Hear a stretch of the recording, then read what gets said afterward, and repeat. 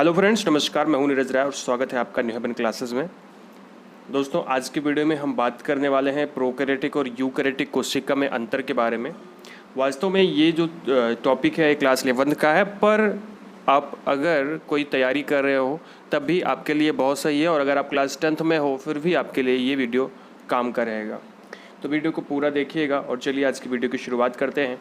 दोस्तों, यहाँ पे मैं आपको थोड़ा सा बात बताना चाहूँगा कि प्रोकैरियोटिक और यूकैरियोटिक ये दोनों कोशिका के बारे में अगर आपने नहीं सुना है तो थोड़ी सी बात मैं आपको बताऊं कि दोस्तों, जो प्रोकैरियोटिक कोशिका होती है वो सबसे पहले बनी। प्रो का मतलब होता है कि पहले, और कैरियोटिक का मतलब केंद्रक। मतलब हुआ क्या कि सबसे पहले जब जीव बनना शुरू हुए तो ऐसी कोशिका का निर्माण हुआ जो कि बहुत ही सरल थी, जिसके चारों तरफ कोशिका झिल्ली थी और अंदर में बहुत सारा द्रव्य भरा हुआ था। इसको हमने बोला प्रोकैरियोटिक कोशिका। मतलब ऐसी कोशिका जो कि केंद्रक के बनने से पहले बनी, मतलब न्यूक्लियस के बनने से पहले बनी। एग्जैक्टली हम कह सकते हैं कि ऐसी कोशिका जो पूर्व केंद्रकीय होती है उसे हम प्रोकैरियोटिक कोशिका बोलते हैं। ये बहुत ही सरल कोशिका थी, और क्योंकि बहुत सरल कोशिका थी और सबसे पहले बनी, तो आपको ये पता होना चाहिए कि सबसे पहले जीवाणु हमारी पृथ्वी पर आए थे, तो वो जो जीवाणु थे उसके अंदर में प्रोकैरियोटिक कोशिका थी। ठीक है। अभी यूकैरियोटिक कोशिका क्या होती है? जब आपको पता है कि सबसे सरल जब कोई चीज़ बनती है तो धीरे धीरे उससे जटिल चीज़ें बनती हैं। ये या फिर प्रकृति में देख लिया जाए, या कोई मनुष्य अगर कोई चीज़ बनाता है तो पहले सरल बनाता है, एक सिंपल चीज़ बनाता है, फिर उसे टफ करता है, मतलब उसे कॉम्प्लिकेट कर देता है, जटिल कर देता है। उसी तरह से प्रकृति के अंदर क्या हुआ कि जो आपकी प्रोकैरियोटिक कोशिका थी, ठीक है, उसमें थोड़ा सा काम होना शुरू हुआ, थोड़ा सा विभाजन होना शुरू हुआ और उसमें थोड़ा सा परिवर्तन आना शुरू हुआ, और उससे एक ऐसी कोशिका का निर्माण हुआ जो कोशिका आपकी जिसे हम यूकैरियोटिक बोलते हैं। यूकैरियोटिक का मतलब सर क्या होता है कि ऐसी कोशिका जिसके अंदर केंद्रक था, है ना? बात समझ में आई? जिसके अंदर केंद्रक था उसे हम क्या बोलेंगे? यूकैरियोटिक कोशिका बोलेंगे। मतलब हिंदी में क्या कहेंगे? सकेंद्र की कोशिका। ये आपके अंदर पाई जाती है, और बैक्टीरिया को छोड़कर जितने भी जीव जंतु होते हैं, अमीबा से लेकर के हाथी तक, सबके अंदर में ये यूकैरियोटिक कोशिका पाई जाती है। तो बिकॉज इस वीडियो में हमें डिफरेंस की बात करनी है, तो चलिए देख लेते हैं कि क्या डिफरेंस है आपका प्रोकैरियोटिक कोशिका में और यूकैरियोटिक कोशिका में। पहले हम हिंदी में देखते हैं थोड़ा सा डिटेल में, फिर थोड़ा सा शार्ट में देखेंगे इंग्लिश में। अभी यहाँ पे ध्यान दीजिएगा, प्रोकैरियोटिक कोशिका जिसे हम पूर्व केंद्रकीय कोशिका कहते हैं, इसके और यूकैरियोटिक कोशिका में क्या अंतर है? पहला अंतर देखिएगा, सबसे पहला है कि इसमें, मतलब प्रोकैरियोटिक कोशिका के अंदर में संपूर्ण जो कोशिका द्रव्य होता है वो संपूर्ण कोशिका के अंदर फैला रहता है। ठीक है, बात समझ में आई? उसके बाद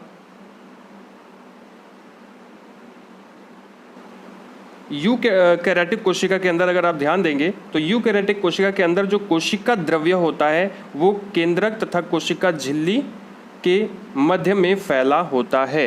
मेरी बात आपको समझ में आनी चाहिए कि कहने का मतलब क्या बता रहा है कि भैया देखो, जब प्रोकैरियोटिक कोशिका में केंद्रक नहीं होता था, तो जब केंद्रक नहीं होता था तो पूरा का पूरा कोशिका द्रव्य है वो कोशिका के अंदर फैला रहेगा। लेकिन यहाँ पे यूकैरियोटिक कोशिका में केंद्रक होने की वजह से क्या होता है सर? यहाँ पे केंद्रक होने की वजह से जो कुछ कोशिका द्रव्य केंद्रक के अंदर होता है जिसे केंद्रक द्रव्य बोलते हैं, और कुछ जो होता है वो कहाँ होता है सर? वो होता है आपकी कोशिका में, जिसको कोशिका द्रव्य बोलते हैं। दोनों को आपस में मिला देंगे तो बोलेंगे जीव द्रव्य। ठीक है, अभी हम देखते हैं अगला, जो कि है राइबोसोम। 70S प्रकार का होता है, 70S प्रकार का, और जो यूकैरियोटिक कोशिका होती है उसमें 80S प्रकार का या 70S प्रकार का, दोनों प्रकार का होता है राइबोसोम। राइबोसोम को नापने का, उसे जानने परखने का एक मेथड होता है जिसे हम कहते हैं सेडिमेंटेशन मेथड, और उसी की यूनिट है यस। अब यहाँ पे मैं आपको डिटेल में तब बताऊंगा जब मैं आपको पढ़ाऊंगा राइबोसोम के बारे में। अभी आप ऐसे समझ जाइए कि प्रोकैरियोटिक और यूकैरियोटिक कोशिका के अंदर में, तो प्रोकैरियोटिक कोशिका के अंदर में 70S प्रकार का, ये थोड़ा सा कम विकसित राइबोसोम होता है, जबकि यूकैरियोटिक कोशिका में 80S प्रकार का राइबोसोम पाया जाता है, जो कि ज़्यादा विकसित होता है। नेक्स्ट अगर हम देखते हैं तो प्रोकैरियोटिक कोशिका के अंदर लाइसोसोम अनुपस्थित होते हैं। लाइसोसोम, इसके अंदर हाइड्रोलिटिक एंजाइम्स होते हैं।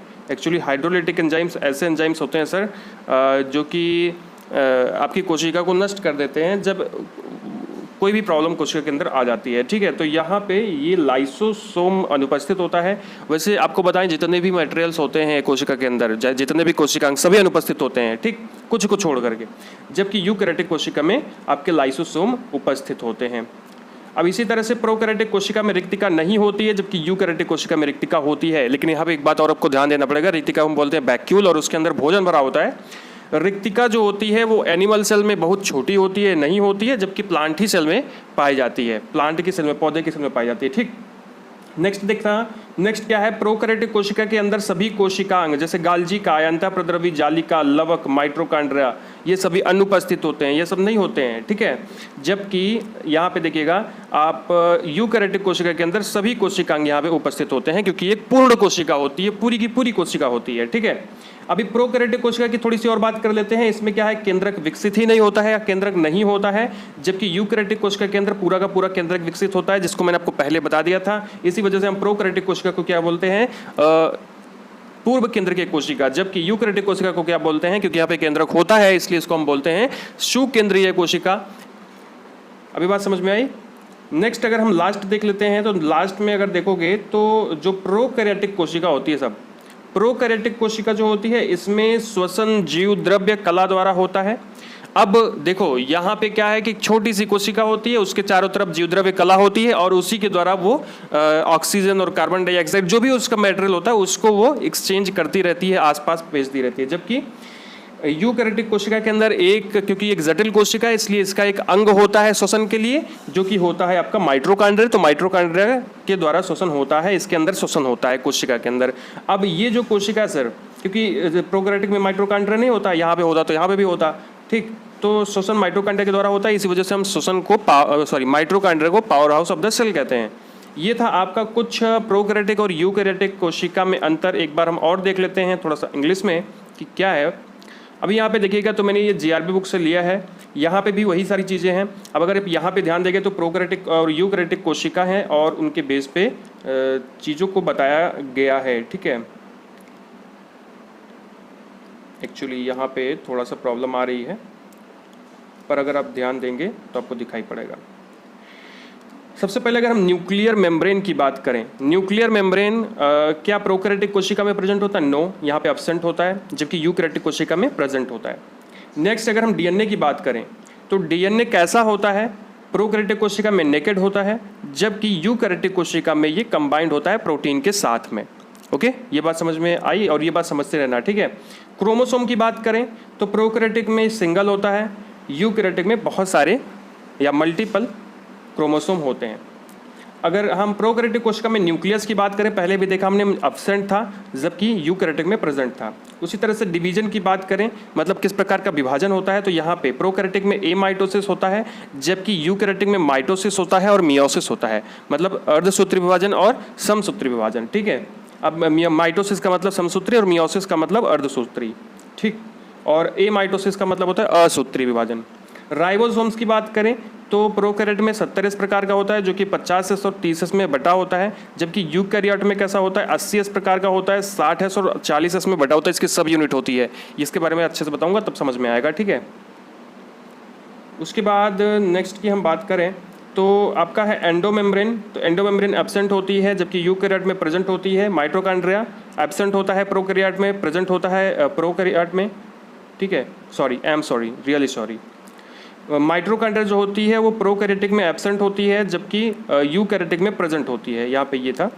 उसके बाद अगर हम नेक्स्ट बात करें, अगली बात करें क्लोरोप्लास्ट की, तो क्लोरोप्लास्ट एब्सेंट होता है। जितने भी कोशिकांग होते हैं सब एब्सेंट होंगे, वो एब्सेंट होता है, जबकि प्रेजेंट होता है प्लांट के अंदर में। अगर हम यूकैरियोटिक कोशिका की बात करें तो एनिमल में नहीं प्रेजेंट होता है क्लोरोप्लास्ट। ठीक है, सेल वाल देखा जाए तो सेल वाल नॉन सेलुलॉजिक होती है प्रोकैरियोट में, जबकि सेलुलॉजिक होती है प्लांट सेल में।